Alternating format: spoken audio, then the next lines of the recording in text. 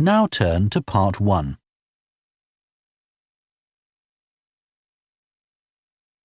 Part 1. You will hear a woman phoning to ask about a summer cycling camp for her young son, who is called Charlie. First, you have some time to look at questions 1 to 5.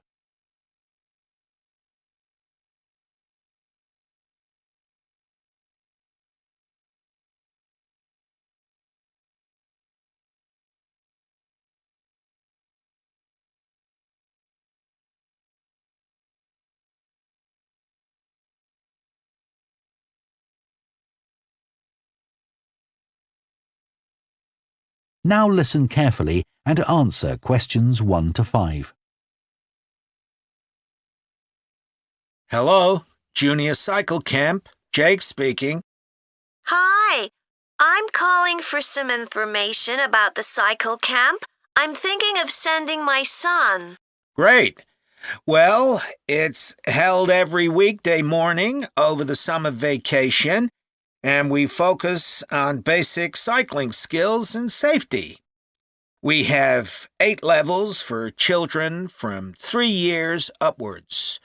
How old's your son? Charlie? He's 7. He can ride a bike, but he needs a little more training before he's safe to go on the road. He'd probably be best in level 5.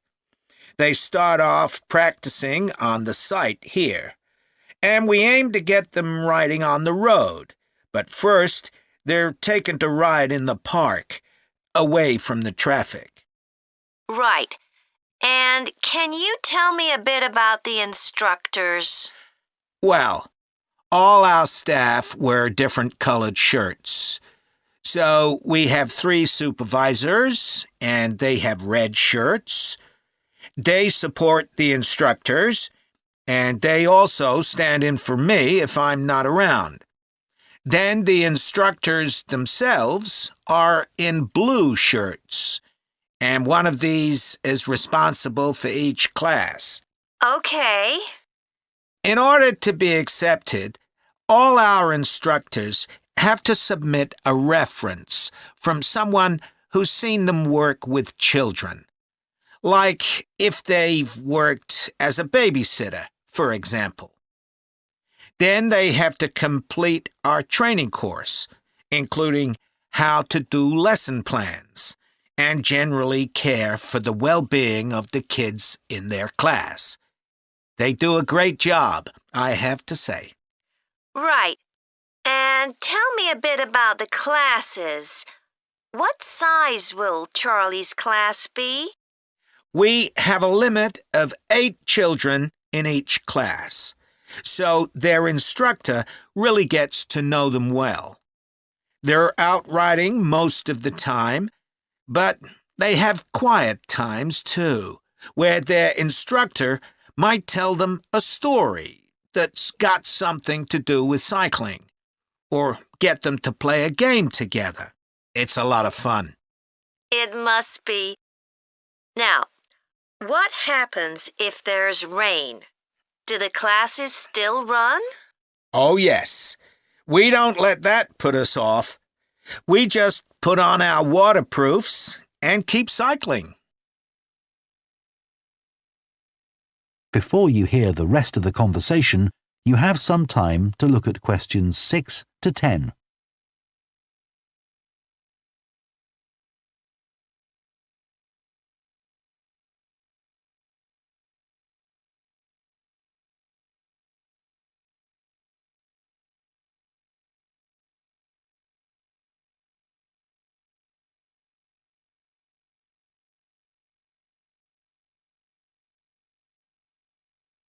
Now listen and answer questions 6 to 10. And is there anything special Charlie should bring along with him? Well, maybe some spare clothes, especially if the weather's not so good. And a snack for break time? How about a drink? No, we'll provide that. And make sure he has shoes, not sandals. Sure. And Just at present, Charlie has to take medication every few hours, so I'll make sure he has that. Absolutely. Just give us details of when he has to take it, and we'll make sure he does. Thanks. Now, there are a few things you should know about day 1 of the camp. The classes normally start at 9:30 every morning, but on day 1, you should aim to get Charlie here by 9:20. The finishing time will be 12:30 as usual. We need the additional time because there are a few extra things to do. The most important is that we have a very careful check to make sure that every child's helmet fits properly. If it doesn't fit, we'll try to adjust it, or we'll find him another one. But he must wear it all the time he's on the bike. Of course. Then, after that, all the instructors will be waiting to meet their classes, and they'll meet up in the tent. You can't miss it, and each instructor will take their class away and get started. Okay, well, that all sounds good. Now, can you tell me how much the camp costs a week?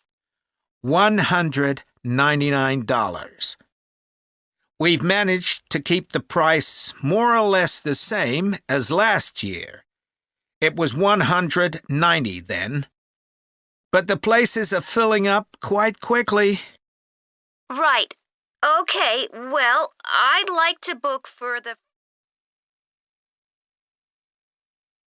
That is the end of Part 1. You now have half a minute to check your answers to Part 1.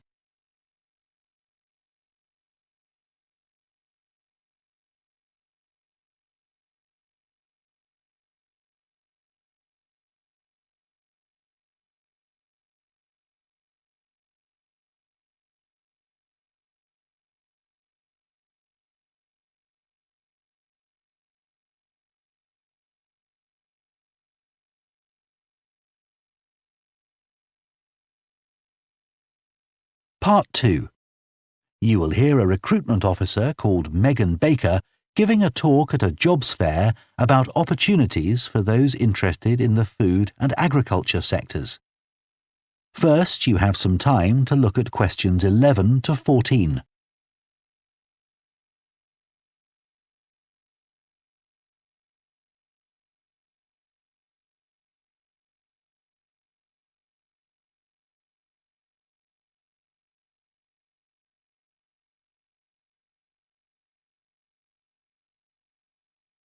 Now listen carefully and answer questions 11 to 14. Hello everyone, my name's Megan Baker and I'm a recruitment consultant at AVT Recruitment Specialists. Now, our company specialises in positions that involve working in the agriculture and horticulture sectors, so that's fresh food production, garden and park maintenance and so on. And these sectors do provide some very special career opportunities. For a start, they often offer opportunities for those who don't want to be stuck with a 40-hour week, but need to juggle work with other responsibilities, such as childcare. And this is very important for many of our recruits. Some people like working in a rural setting, surrounded by plants and trees instead of buildings, although we can't guarantee that. But there are certainly health benefits, especially in jobs where you're not sitting all day looking at a screen, a big plus for many people. Salaries can sometimes be good too, although there's a lot of variety here. And you may have the opportunity in some types of jobs for travel overseas, although that obviously depends on the job, and not everyone is keen to do it. Of course, working outdoors does have its challenges. It's fine in summer, but can be extremely unpleasant when it's cold and windy. You may need to be pretty fit for some jobs, though with modern technology, that's not as important as it once was. And standards of health and safety are much higher now than they used to be, so there are fewer work-related accidents. But if you like a lively city environment surrounded by lots of people, these jobs are probably not for you. They're often in pretty remote areas. And some people worry about finding a suitable place to live, but in our experience, this usually turns out fine. Before you hear the rest of the talk, you have some time to look at questions 15 to 20.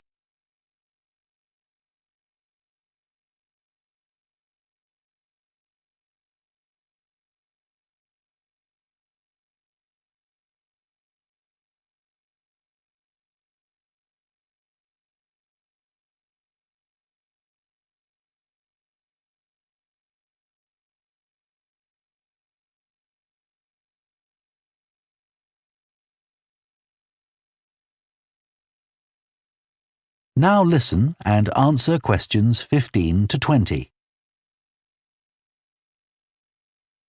Now, let me tell you about some of the exciting jobs that we have on our books right now.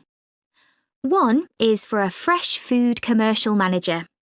Our client here is a very large fresh food producer, supplying a range of top supermarkets.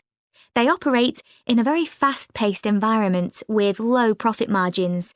The staff there work hard, but they play hard as well. So if you've a sociable personality, this may be for you. We have an exciting post as an agronomist, advising farmers on issues such as crop nutrition, protection against pests, and the latest legislation on farming and agricultural practices. There are good opportunities for the right person to quickly make their way up the career ladder, but a deep knowledge of the agricultural sector is expected of applicants. A leading supermarket is looking for a fresh produce buyer who is available for a 12-month maternity cover contract. You need to have experience in administration, planning and buying in the fresh produce industry, and in return will receive a very competitive salary. We have also received a request for a sales manager for a chain of garden centres. You will be visiting centres in the region to ensure their high levels of customer service are maintained. This post is only suitable for someone who is prepared to live in the region. There is also a vacancy for a tree technician to carry out tree cutting, forestry and conservation work. Candidates must have a clean driving licence and have training in safety procedures. A year's experience would be preferred, but the company might be prepared to consider someone who has just completed an appropriate training course. Finally, we have a position for a farm worker. This will involve a wide range of farm duties, including crop sowing and harvesting, machine maintenance, and animal care. Perks of the job include the possibility of renting a small cottage on the estate and the chance to earn a competitive salary. A driving licence and tractor driving experience are essential. That is the end of Part 2. You now have half a minute to check your answers to Part 2.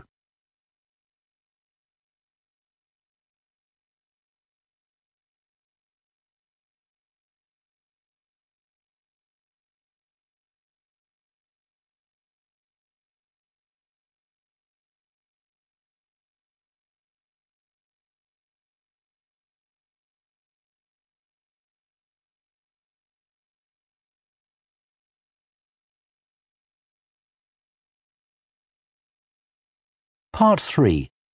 You will hear two food science students called Adam and Rosie starting to plan their presentation on diet and obesity. First, you have some time to look at questions 21 to 24.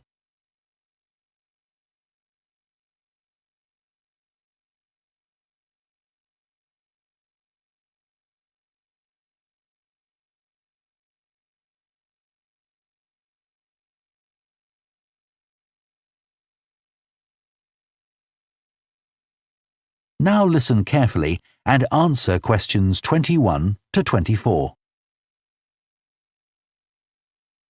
OK, Rosie, shall we try to get some ideas together for our presentation on diet and obesity? Sure.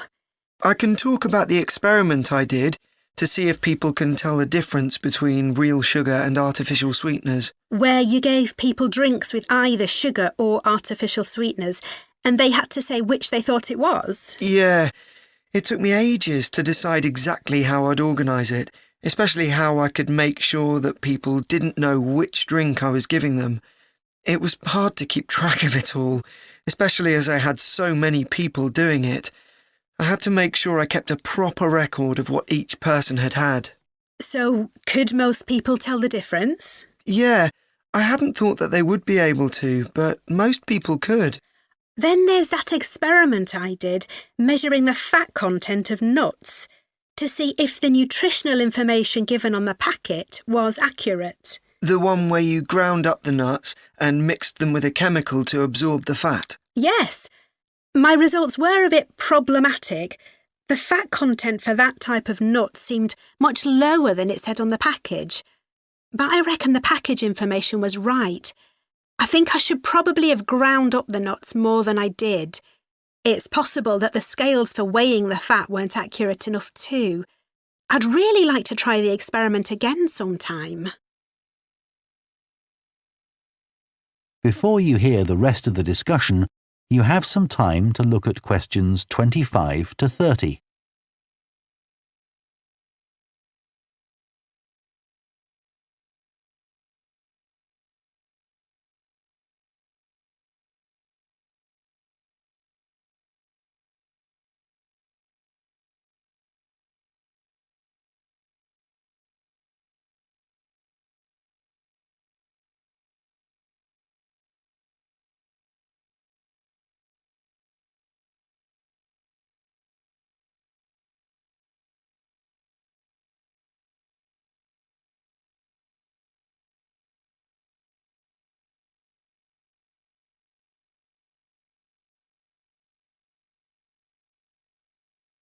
Now listen and answer questions 25 to 30. So, what can we say about helping people to lose weight? There's a lot we could say about what restaurants could do to reduce obesity. I read that the items at the start of a menu and the items at the end of a menu are much more likely to be chosen than the items in the middle. So, if you put the low-calorie items at the beginning and end of the menu, people will probably go for the food with fewer calories without even realising what they're doing. I think food manufacturers could do more to encourage healthy eating. How? Well, when manufacturers put calorie counts of a food on the label, they're sometimes really confusing, and I suspect they do it on purpose, because food that's high in calories tastes better, and so they'll sell more.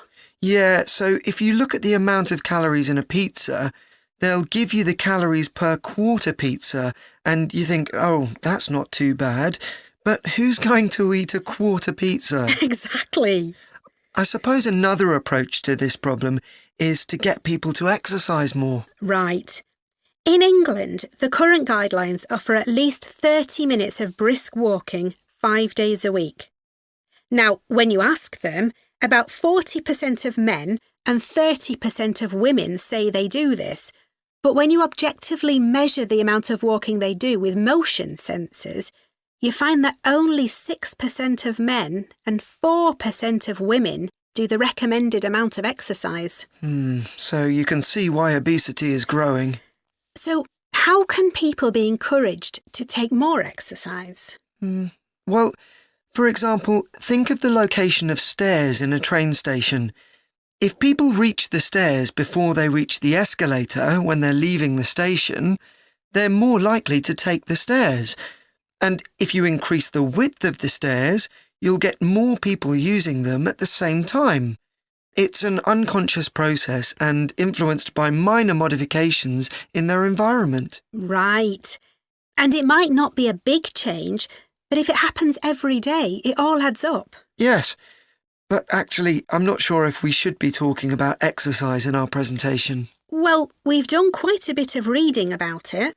I know, but it's going to mean we have a very wide focus, and our tutor did say that we need to focus on causes and solutions in terms of nutrition. Oh, I suppose so. And we've got plenty of information about that. OK, well, that will be simpler. So, what shall we do now? We've still got half an hour before our next lecture. Let's think about what we're going to include and what will go where. Then we can decide what slides we need. OK, fine. That is the end of Part 3. You now have half a minute to check your answers to Part 3.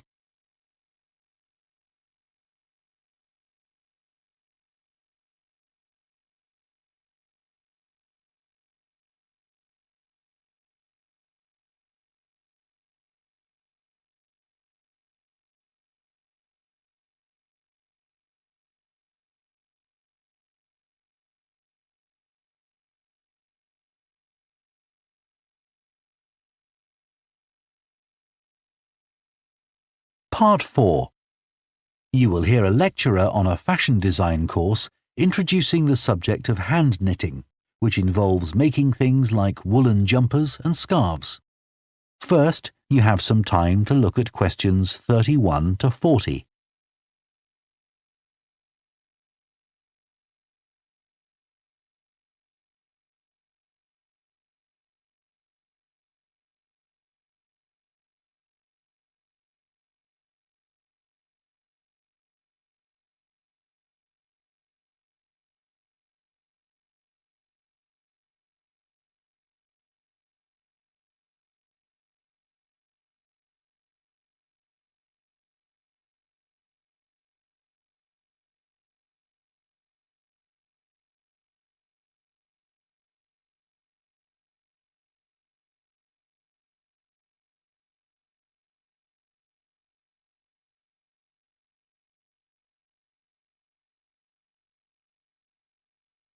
Now listen carefully and answer questions 31 to 40.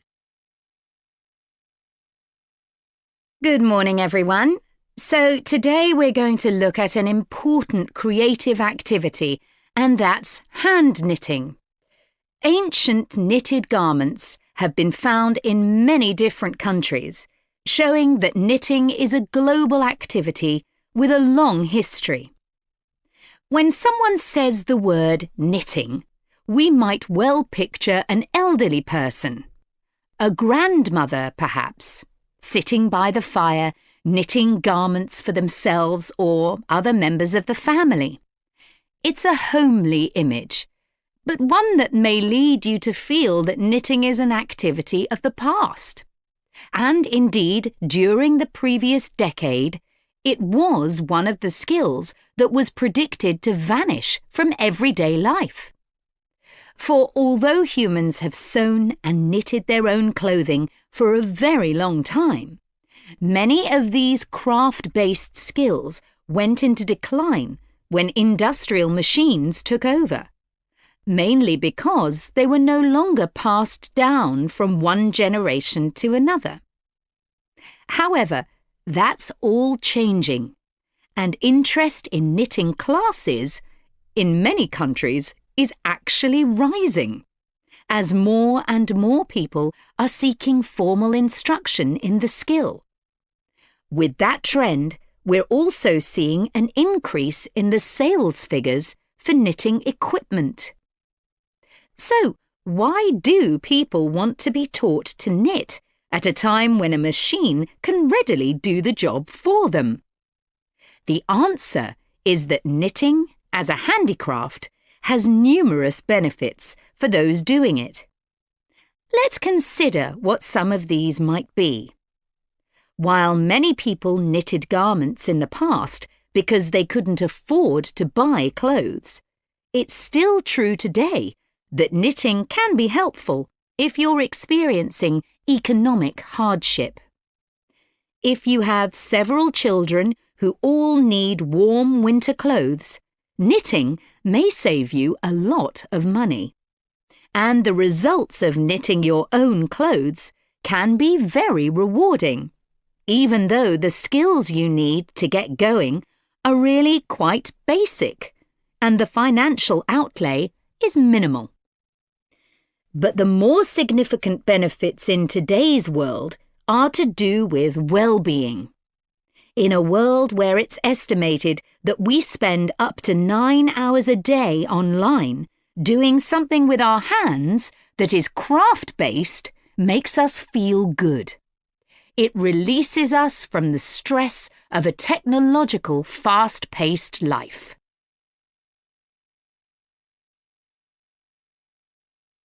Now, let's look back a bit to early knitting activities. In fact, no one really knows when knitting first began, but archaeological remains have disclosed plenty of information for us to think about. One of the interesting things about knitting is that the earliest pieces of clothing that have been found suggest that most of the items produced were round rather than flat. Discoveries from the 3rd and 4th centuries in Egypt show that things like socks and gloves that were needed to keep hands and feet warm were knitted in one piece using 4 or 5 needles. That's very different from most knitting patterns today, which only require 2. What's more, the very first needles people used were hand-carved out of wood and other natural materials, like bone, whereas today's needles are largely made of steel or plastic and make that characteristic clicking sound when someone's using them.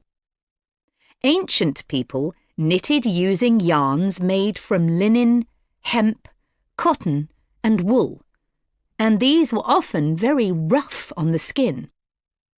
The spinning wheel, which allowed people to make finer yarns and produce much greater quantities of them, led to the dominance of wool in the knitting industry, often favoured for its warmth.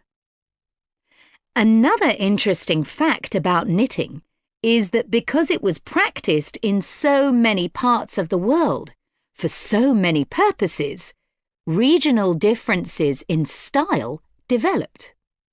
This visual identity has allowed researchers to match bits of knitted clothing that have been unearthed over time to the region from which the wearer came, or the job that he or she did.